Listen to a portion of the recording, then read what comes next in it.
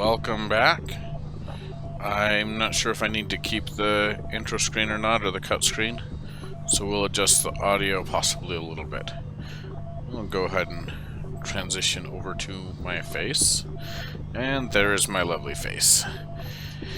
Starting out in lovely F5 so that we can see my face, and I think there's a way to wave, but I'm gonna start by just dancing, because that's what people do sometimes. And now that we've got that out of the way, we can switch back to first person. I've done a little bit since the last time. I had a little clip of the nether hall I built, and then I've built out this oil rig platform on the center scaffolding. We've got some lights. These are pretty cool. As I pull out, I believe it's F4 does the numbers. So you can see a little bit, but basically it does a cone that's 32 blocks long. So I did see a streamer that implemented them, so you can see out here it's 32 blocks wide that light is lighting up. I did see another streamer that was annoyed because they had it 3 blocks up and then shining at the floor, and it only did a circle of about 3 because it lights 1 by 1 right in front of it, and then 2 by 2, and then 3 by 3, and then 4 by 4, or something along those lines. Not exactly. We will turn off the lag numbers, and now the lag numbers are gone. So we're kind of holding true to the design and atmosphere of the oil rig build by keeping the industrial craft stuff here. And we've got the wires going around. You'll notice they're high voltage, the HV wires, and that's because those wires have a 1% drop versus the 10% of the low voltage and the 5% of the medium voltage. You'll hear the lovely IC2 machines going on here. IC2 machines are because I have the electric jetpack on my chest plate. We go down, yeah, the first yellow word's electric jetpack attached. So I actually charge my dark chest plate in the MFE to charge the jetpack, and then I charge it in an Ender IO capacitor to charge the durability of the chest plate. And so I'll charge it down here. So I have to charge my chest plate twice. There doesn't appear to be any integration between IC2 and other mods. So I did some research on how to power this off of RF. Didn't find anything, so we've got a geothermal generator set up with a fluid tank, and it's configured to push into the geothermal and pull out of the ender tank that is getting lava from down in the mine. And the reason for setting this up was because the chest plate so here's the electric chest plate, here's the attachment plate, takes iridium shards. And I struck a deal with another fellow on the server that because he had found some iridium in Dungeon Chest, that's the only place to get it in this pack. So he gave me 4 with the expectation that I'm going to generate UU matter and replication to replicate his other iridium. So I've got 189 buckets. It's been running for like 4 days.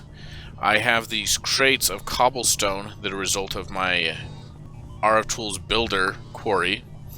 And then this ESD is from Actually Additions, which is kind of like a super hopper.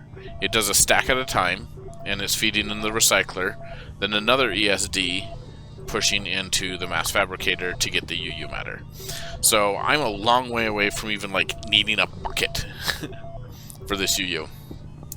I'm getting a backlog of this cobblestone. I really like these crates. They fit the build. They look appropriate on an oil rig. So this recycler could stand to go faster. Well, for the recycler to go faster, you need an overclocker. And that's this lovely guy right here, and for that you need the coolant cells. And JEI, NEI, I'm pretty sure this is JEI, does not have information on how to get the coolant, so the lovely Googles said to shoot an arrow at everything. To to make a solid fluid canning machine.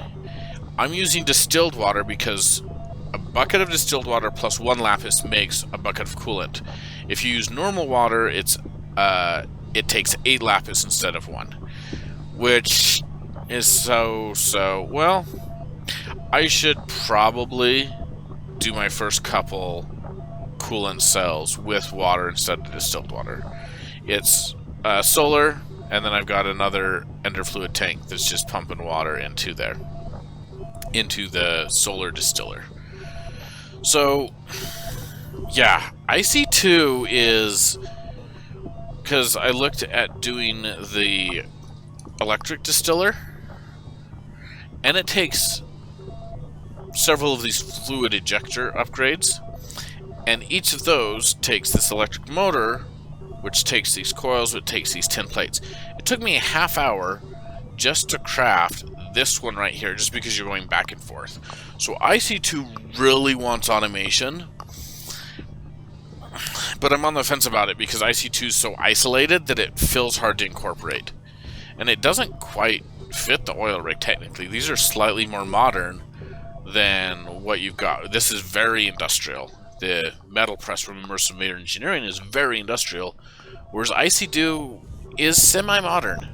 The Actual Editions is halfway between modern and industrial. The lasers are really cool, but lasers on the oil rig don't seem to fit right. So that's a lot of the machinery changes. I think you've seen the water wheel generator down here that is the steam paddle boat. And then I've got the HV to MV right here to power all these machines. So it's kind of a mini factory barge. At first it was going to be like a tourist riverboat, but now I'm starting to walk towards more industrial.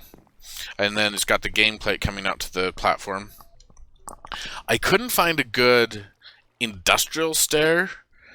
The concrete I don't think has stairs, so the dried clay's kind of the most appropriate. One thing that's also nice is this factory block scaffolding is a transparent block, so there's no spawning on it.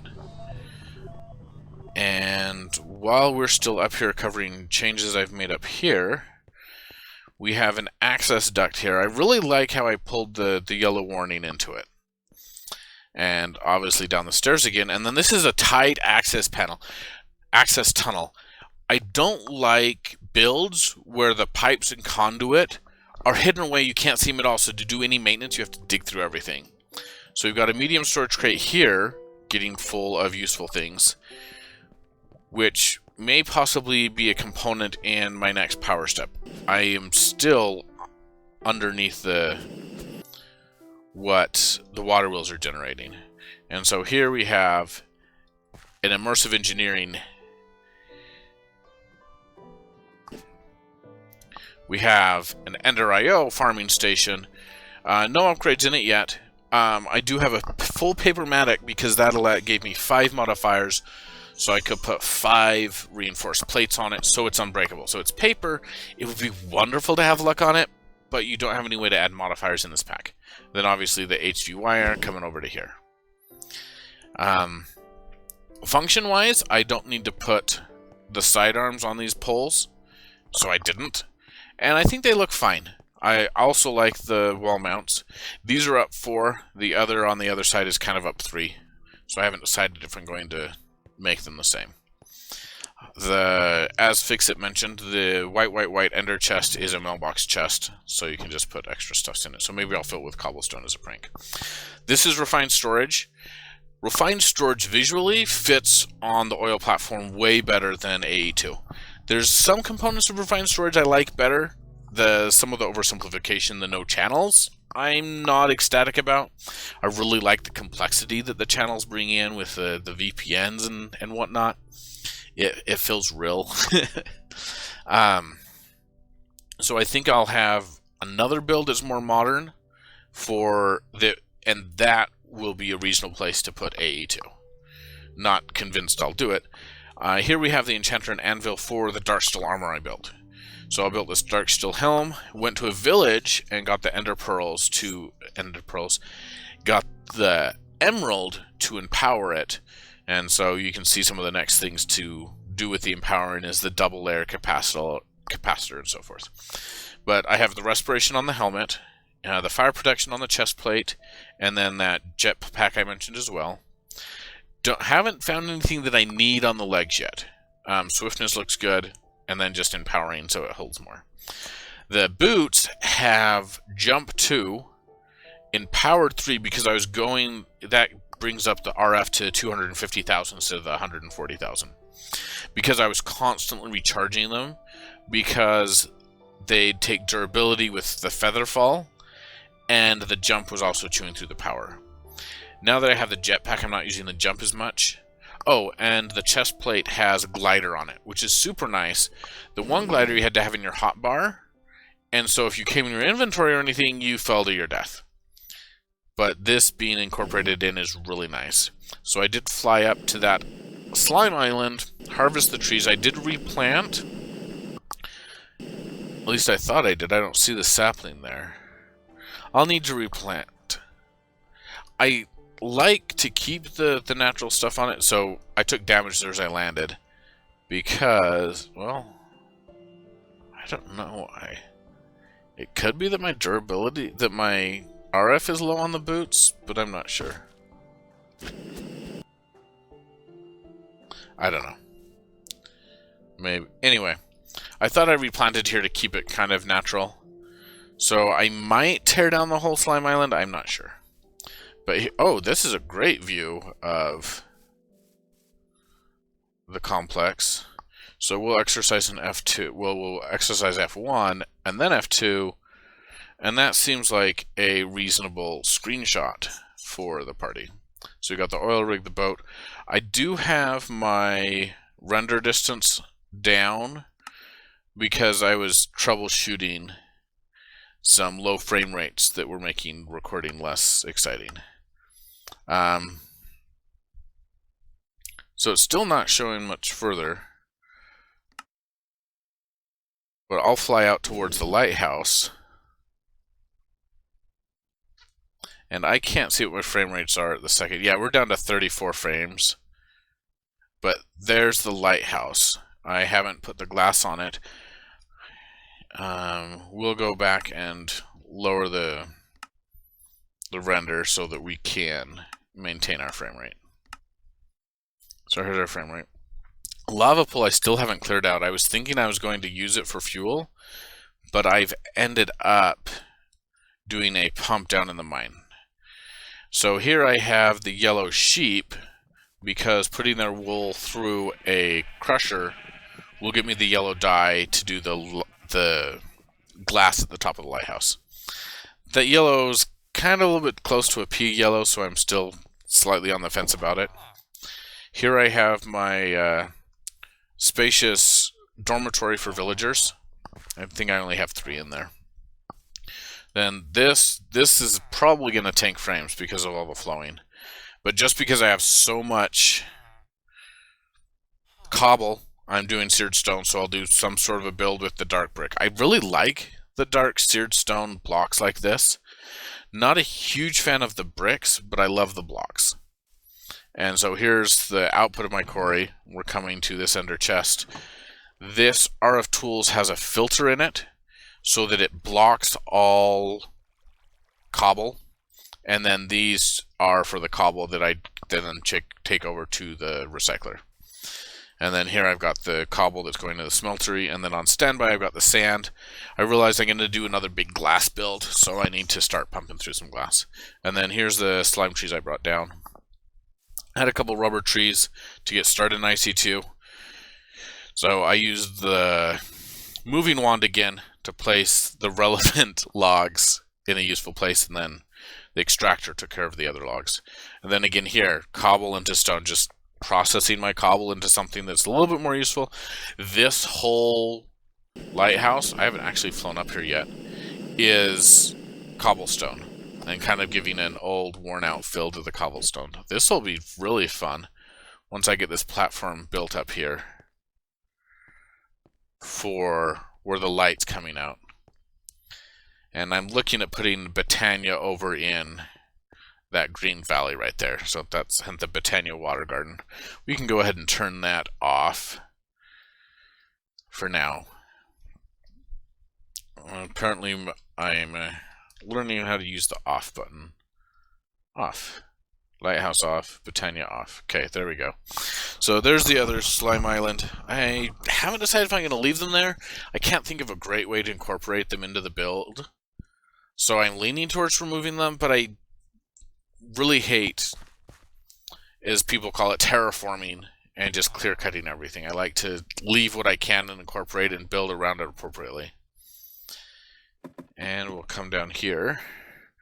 So here we have Ender IO reservoir. So we have constant water. We need constant water because of this biogas engine that's being fueled off lava. Down in this corner right here, yeah, it's a pump from Range Pump. There's no UI or anything. So it needs a redstone signal to be on, and then it needs the RF from the biogas engine. So I've got this one pulling the lava out to fuel the pump, and the water out here. Then this pump gets full of liquids, and so that's part of why I had the water here, so because it would fill with water or lava, and then I needed it to pump to either. So that's part of why the tank's right next to the pump.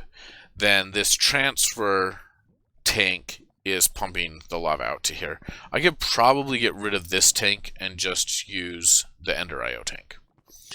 So that's how I'm supplying the lava for my endothermic. I haven't set up an Ender tank for the smeltery and the likes, so we might do that at some time. And there's some lovely jetpack. It's kind of a cool sound for the electric jetpack. It's not stellar. And then this is my automated treated wood. Fixit mimic this setup. You can see these faint descriptions right here.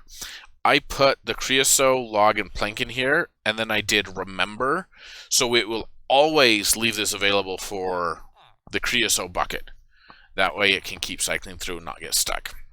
And then I have the 2 recipes here. So I probably will need to ramp up the iron production, but I have, I think, a stack of blocks of steel. So ramp up the steel production, iron processing, steel production, for the immersive engineering stuff that I have planned. So it's getting to be night. We might... Why did I want to go back to the nether? I've showed you the tunnel. That was the opening cut.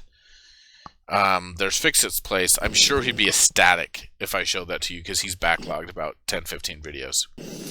But I used to get back and forth across here with the slime sling and boots. And now it's just a little bit of oomph from the jetpack and some flying. So that's where we're at, the progress-wise. I do want to get to the point where I'm showing you more of the actual building, but I haven't figured out the schedule of when I record versus when I edit versus when I play. So I kind of was knuckled down, said, need to get something recorded. The wife and the son are off running errands, and the daughter's taking a nap, so I decided I could get some recording in. So I will do a facial scene, a shot of my face, so that we can do a good outro as I pan across the lighthouse and the machinery. So, got some spoilers ahead that I'm having a hard time not telling you about because I'm excited for. So those will probably be another episode, because this is showing at 19 minutes. And we'll go ahead, I'll get this edited and uploaded. But thank you very much, and have a great time. And we'll see you again sometime soon. Over and out.